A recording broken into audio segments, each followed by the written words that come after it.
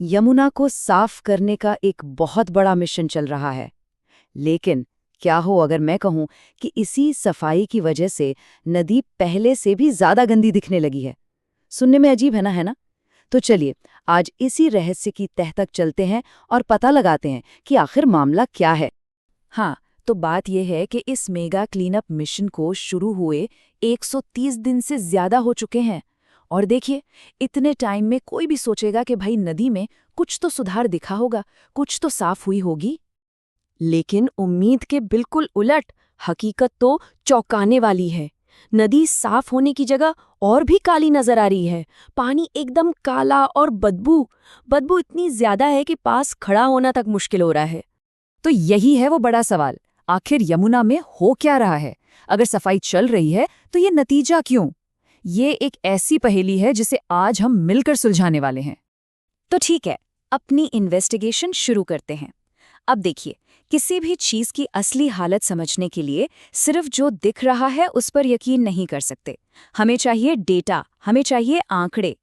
और हमारा सबसे बड़ा सुराग होगा डिसॉल्व्ड ऑक्सीजन, या शॉर्ट में कहें तो डीओ। अब ये डीओ क्या है? बहुत सिंपल है। ये पानी में घुली हुई ऑक्सीजन की मात्रा है। समझिए, जैसे हम इंसानों को जीने के लिए हवा में ऑक्सीजन चाहिए, वैसे ही मछलियों और दूसरे जलीय जीवों को पानी में घुली हुई ऑक्सीजन चाहिए। डीओ ज्यादा मतलब नदी जिंदा है, डीओ कम मतलब नदी बीमार है। तो अपनी जांच के लिए हमें एक स्टार्टिंग पॉइंट चाहिए, एक बेसलाइन, और वो है वजीराबाद बैराज से ठीक पहले का इलाका। ये वो जगह है जहां नदी दिल्ली के सबसे ज्यादा प्रदूषित हिस्से में घुसने ही वाली होती है।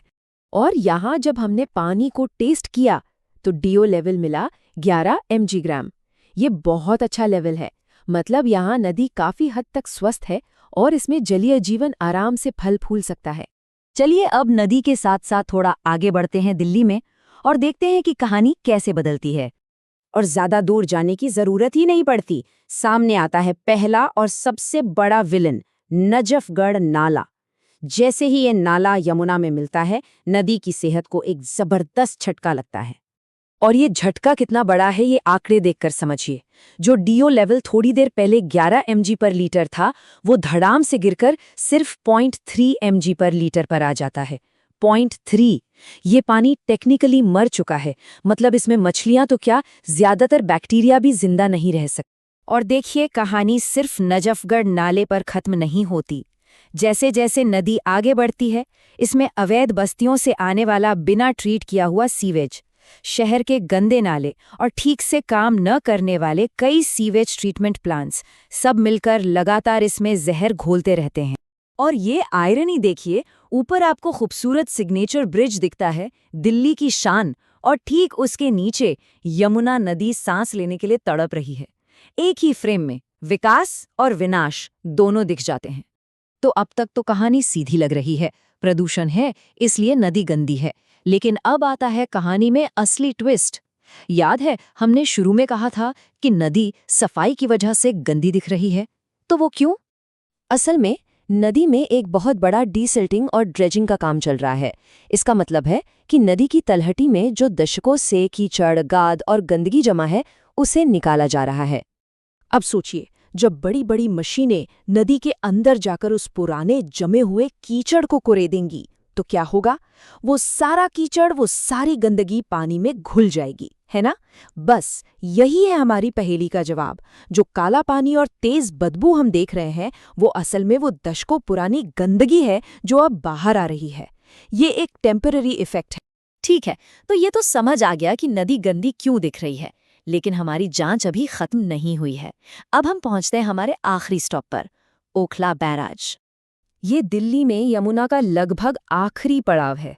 और सच कहूं तो इतने नाले और गंदगी देखने के बाद उम्मीद यही थी कि यहाँ हालत सबसे ज्यादा खराब होगी। लेकिन यहाँ जो रीडिंग हमें मिली, उसने सब कुछ पलट कर रख दिया। एक पल को तो लगा कि क्या कोई चमत्कार हो गया है, क्या नदी खुद को हील कर रही है, क्योंकि यहाँ डीओ लेवल था 13.4 mg पर लीटर, 13.4। ये तो हमारे सबसे साफ शुरुआती सैंपल से भी ज्यादा है। ये कैसे हो सकता है? लेकिन नहीं, ये कोई चमत्कार नहीं है, ये है प्योर फिजिक्स। इसे कहते हैं आर्टिफिशियल एरेशन। समझिए, जब ओखला बैराज के गेट से पानी बहुत तेजी से और ऊंचाई से नीचे गिरता है तो उसमें जबरदस्त हलचल होती है। इस हलचल की वजह से हवा के बुलबुले पानी में जबरदस्ती घुल जाते हैं और डीओ की रीडिंग एकदम से बढ़ जाती है। ये एक टेम्पररी बूस्ट है, नदी की असली सेहत का इंडिकेटर नहीं।